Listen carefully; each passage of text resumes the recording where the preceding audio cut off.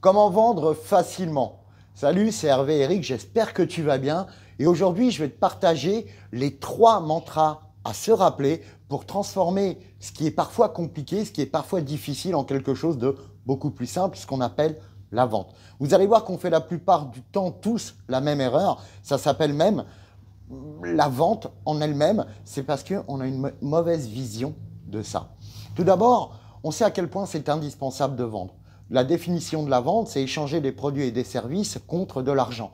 Que ça soit n'importe quoi, que vous soyez réellement en contact avec le client en physique, en dur, ou que vous soyez infopreneur, youtubeur, ce que vous voulez, que vous ayez un contact par copyright ou par autre chose dans votre industrie, ça sera exactement le même principe. Parce qu'il faut bien comprendre que ne pas vendre, alors qu'on a passé du temps dans ses produits, dans ses services, qu'on met du temps aussi pour recevoir le client. Vous voyez, là actuellement, on est dans un magasin, il y a madame qui m'accompagne, mais ce que je veux dire, oui, c'est frustrant de ne pas pouvoir vendre alors qu'on s'est défoncé, qu'on a donné le meilleur de nous-mêmes. Et quelque part, ça nous rend anxieux aussi, anxieux quand on doit passer à l'acte. Parce que, est-ce que je vais pouvoir, est-ce que je vais oser? Et tout ça, ça vient en général de quelque chose qui est beaucoup plus profond. C'est peut-être un problème de confiance en soi, d'estime de soi, d'image de soi. Enfin, on sait que c'est hyper compliqué et hyper frustrant de ne pas pouvoir vendre. Parce que quelque part, de se donner autant, de se donner à fond pour ce qu'on fait, pour sa passion, et ne pas arriver à en vivre correctement. Ouais, vous savez, quand en plus on regarde autour de soi, et que dans son industrie, dans son univers, il y a des gens qui réussissent et qui n'ont pas forcément plus de compétences, de connaissances que nous, c'est un peu ce sentiment d'injustice. Et quand on a ce sentiment d'injustice, on peut avoir de la colère également, et c'est tout à fait légitime. Et cette colère, à force d'être dans cette émotion, voilà, de frustration, qu'est-ce que ça provoque? Ça provoque de l'épuisement. On est fatigué à faire tout ça.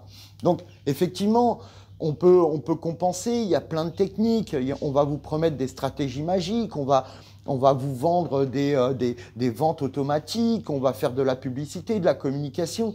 Mais en réalité, on sait très bien que c'est comme les régimes. On sait tous comment faire un régime, mais est-ce que ça marche? Non, en réalité, suivant les statistiques, c'est 90% d'échecs. Donc, dans tout ce que vous mettez en place, dans la vente, souvent, c'est le même résultat. Parce que on a les mauvais codes, on a les mauvaises croyances. Donc, c'est pour ça que ne vous inquiétez pas si quand vous essayez des choses, ça ne marche pas. C'est peut-être tout simplement, il y a les petits réglages qu'on va voir là, les 3 mantras que je vais vous partager tout de suite à vous rappeler. Également, je vais vous partager ça rapidement, sinon la vidéo va vous faire 1000 ans et ce n'est pas le but, c'est juste que vous prenez conscience de certaines choses. Mais ne vous inquiétez pas, à la fin, je vous ai préparé une petite surprise pour vous permettre à vous aussi de mettre en place des choses rapidement et facilement. On va commencer tout de suite par le premier mantra. Le premier mantra, c'est que le client, et vous allez voir toute la différence, le client a horreur qu'on lui vende quelque chose, mais il adore acheter. Vous voyez, le client a horreur qu'on lui vende quelque chose. Donc, quand vous vous battez à apprendre des meilleures techniques, à vouloir être un meilleur vendeur, vous vous trompez. Mais le client adore acheter. Vous allez me dire, mais c'est quoi la différence? Quand vous voulez vendre un produit, un service, peu importe, vous allez vous axer produit. Vous allez parler des performances, vous allez parler de la composition, vous allez parler de tout un tas de choses qui est axé produit. Vous allez parler peut-être aussi de l'entreprise, peut-être de votre rôle dans l'entreprise ou de votre rôle par rapport au produit, mais quand vous voulez être dans la vente, vous êtes axé produit. Si on veut que le client ait envie d'acheter, il faut s'intéresser au client. C'est ça la différence. D'un côté, je vends, je m'intéresse au produit. D'un autre côté, je veux que mon client achète, je m'intéresse au client. À partir de ce moment-là, vous allez me dire, OK, j'ai compris le principe. Mais maintenant, comment on fait? On va parler maintenant du deuxième mantra. Le deuxième mantra, c'est que, et là, on va parler de quelque chose qui est un peu plus scientifique. On va parler de neurosciences. Le cerveau ne fait pas la différence entre quelque chose de réellement vécu ou de complètement imaginé de toutes pièces. Je m'explique. Vous avez tous été adolescents ou adolescentes et rappelez-vous, quand vous étiez jeune, il suffisait de vous imaginer être dans les bras d'un beau jeune homme ou d'une belle jeune femme ou d'être dans un moment un peu érotique, etc., pour que ça vous provoque des envies, des sensations, même physiques et corporelles. Et pourtant, Il n'y avait ni beau jeune homme, ni belle jeune femme, ni situation érotique, mais le corps a fait comme si. Donc, et qu'est-ce que ça provoquait? Ben, vous, après, ça vous mettait dans le désir. Ben, c'est exactement ce qu'il faut faire avec vos clients. C'est les imaginer dans l'expérience client qu'ils ont avec votre produit ou service et de leur permettre de ressentir ces émotions. Et ça commence par une première chose, c'est leur poser des questions, s'intéresser à eux. Pourquoi ils sont là? Parce que là, on est en train de parler de clients potentiels, hein, pas de prospects potentiels. Je vous rappelle, suspects, c'est les personnes qui sont, voilà, toutes les personnes. Prospects, c'est les personnes qui s'intéressent au genre de produits et services que vous faites. Et le client, c'est celui qui consomme vos produits ou services. Donc là, on est du prospect au client. Donc le prospect, il s'intéresse à vos produits ou services. Donc automatiquement, c'est d'aller savoir pourquoi il s'intéresse à ce genre de produits ou services. Déjà. Et après, à partir de là, voilà, vous intéressez à lui, oh, c'est sympa, etc. Et si votre produit ou service correspond, lui dire, bah, écoutez, j'ai justement ta. Donc, on a compris qu'il faut l'emmener dans l'imaginaire. Mais comment on fait réellement et concrètement? L'idéal, c'est de lui raconter une histoire. Tous les copywriters le savent très bien. Tous ceux, le copyright, c'est l'art de donner envie d'acheter par écrit. Mais on le sait tous et on peut raconter une histoire, une storytelling. On raconte une histoire où le client est dans l'histoire. Pas forcément l'acteur principal, mais dans l'histoire. Il y a une autre possibilité, c'est que vous pouvez faire tester vos produits ou services. C'est-à-dire, par exemple, si vous vendez des voitures, c'est de l'emmener conduire la voiture. Ressentez ce confort, cette sensation, ce silence. Vous voyez, vous le faites aller dans les émotions. Mais si vous ne pouvez pas l'emmener physiquement, il faut l'emmener à travers une histoire. Peu importe ce que vous vendez, c'est faisable pour tout le monde. Donc, deuxième mantra, le cerveau ne fait pas la différence entre quelque chose de réellement vécu et quelque chose de complètement imaginé de toute pièce. Donc, c'est à vous de l'emmener dans l'histoire. Troisième mantra, vous allez voir, c'est la petite subtilité qui va faire toute la différence, c'est le client achète une émotion et le justifie toujours par de la logique. Donc l'idéal, c'est qu'on a vu que le client, pour lui faire envie d'acheter, il faut l'emmener dans l'émotion. Il va l'acheter, cette émotion, parce qu'il veut ressentir ça. Donc, qu'est-ce qu'il faut faire après pour lui donner une forme de logique? Et je vais vous expliquer pourquoi après.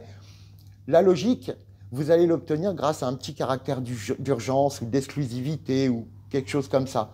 Je m'explique encore une fois. Vous vendez des baskets, vous voyez un client qui s'intéresse à une belle paire de baskets, vous lui posez des questions, etc. Et là, vous voyez qu'il est super intéressé. Ben, vous lui dites, exceptionnellement, vous savez, aujourd'hui, on fait 10% sur toutes les baskets. Et vous connaissez un peu notre magasin, c'est extrêmement rare, surtout pour les nouvelles collections. Ça peut être un caractère d'urgence. Ensuite, vous pouvez, ou alors lui dire, si vous voulez, elles plaisent beaucoup, elles partent rapidement. Si vous voulez, je peux aller voir s'il reste votre taille déjà. Vous faites quelle pointure? Voilà, ça peut être des petites choses comme ça qui disent au client, ok, putain, il faut que j'achète maintenant, sinon c'est mort. Et en plus, il faut que j'achète maintenant parce que j'ai tout intérêt à l'acheter maintenant. On se justifie tout le temps d'ailleurs. Vous savez, si la personne, on lui dit, ouais, tu as des super pompes, elles sont géniales, elles doivent coûter une blinde, tu vois, tout ce que tu veux. Il dit, ouais, mais moi, le jour où j'ai acheté, déjà, il n'y en avait pas beaucoup. Et en plus, il m'a fait une ristourne. Donc, non, super. Donc, vous voyez, on a toujours besoin de justifier. Parce qu'en réalité, on va parler là encore de neurosciences. Excusez-moi, mais c'est besoin de mettre un peu de compréhension sur tout ça. C'est l'inconscient qui achète. Quand vous allez faire les soldes, etc., mesdames, c'est pas parce que vous avez vraiment besoin de ce que vous achetez. C'est voilà, c'est pour l'émotion, pour tout ce que ça provoque, pour toute la joie que ça apporte. Donc, en réalité, c'est l'inconscient qui fait acheter. Et le conscient, lui, bah, il existe. Il a besoin de justifier cet achat. Donc, c'est pour ça que c'est important de donner au client la possibilité de se justifier à lui-même et de s'autoriser à passer à l'action. Okay, et en plus, par la suite, ça permettra de ne pas culpabiliser et finalement que le client revienne avec plaisir dans votre magasin. Donc, vous voyez, si vous pensez à ces mantras, que le client a horreur que vous lui vendiez quelque chose, mais il adore acheter, vous arrêterez de vendre déjà. Et là, vous n'allez plus vous prendre la tête. Tout ce qu'on a vu au début, l'angoisse, le stress, le sentiment d'injustice, la colère, bah, tout ça, ça va tomber. Parce que vous serez tellement heureux que le client vienne vous voir et vous dise « je veux ce produit, je veux ce service, il me le faut absolument ». Donc, c'est comme ça qu'il faut faire. Tout à l'heure, je vous ai promis une petite surprise. J'ai décidé, parce que je sais à quel point ça peut être compliqué et surtout pénalisant pour beaucoup de personnes de ne pas arriver à vendre correctement juste parce qu'il manque des mini-réglages.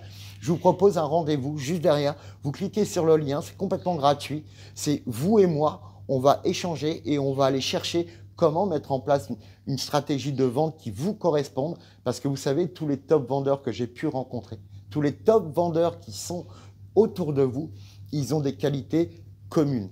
Premièrement, ils sont passionnés. Qu'est-ce que ça fait quand on est passionné? On est passionnant. Et donc, c'est à vous d'être passionnant. C'est à vous de faire en sorte d'être attirant. Attirant pour vos clients parce que vous partagez quelque chose d'exceptionnel et de différent et vous allez leur expliquer pourquoi et à quel point c'est génial. Vous allez les mettre dans l'émotion de votre produit ou service. Donc, si vous aussi, vous avez envie de savoir exactement comment on fait pour être un excellent vendeur, un top vendeur, vous pouvez croire en mon expérience qui est de 30 années. Je suis entrepreneur commerçant depuis 30 ans. J'ai commencé sur les marchés de Paris. Mes parents étaient eux-mêmes commerçants. Ils étaient poissonniers. Mes grands-parents également. Donc, sur la vente, j'en connais un rayon. Entre ces top vendeurs des marchés parisiens, des personnes que j'ai formées autour de moi, et des collaborateurs. Et puis maintenant, depuis 10 ans que j'accompagne les entrepreneurs, je peux vous dire que ça fait une sacrée différence quand on n'a plus de problème avec cette partie-là, cette partie qui fait en réalité toute la différence qui est tellement indispensable à nos entreprises. En tout cas, j'espère que ça vous a plu. Si cette vidéo vous a apporté de la valeur, dites-le moi en commentaire. Si ça vous a vraiment plu, likez, commentez. Ça me fait vraiment plaisir. Je vous assure, je réponds à tous les commentaires. Et si vous voulez recevoir des capsules pour nous, entrepreneurs, pour apporter de la valeur de terrain, de la valeur qu'on peut mettre en action tout de suite pour aussi avoir une vision différente des choses, je vous encourage à vous abonner à cette chaîne où vous recevrez régulièrement des petites capsules que je vous fais spécialement pour nous, les courageux, les passionnés qui veulent être passionnants. Je vous dis à tout bientôt. Ciao, ciao. Excusez-moi pour les oiseaux, mais oiseaux, j'ai éteint la fontaine. Ma nanette qui fait dodo qui m'accompagne. J'espère que vous aussi, vous kiffez la vie et que vous vivez la vie de vos rêves. Je vous dis à tout bientôt les amis. Ciao, ciao. Cliquez en dessous pour réserver votre rendez-vous parce que je veux absolument qu'on échange. Ciao. Prenez soin de vous.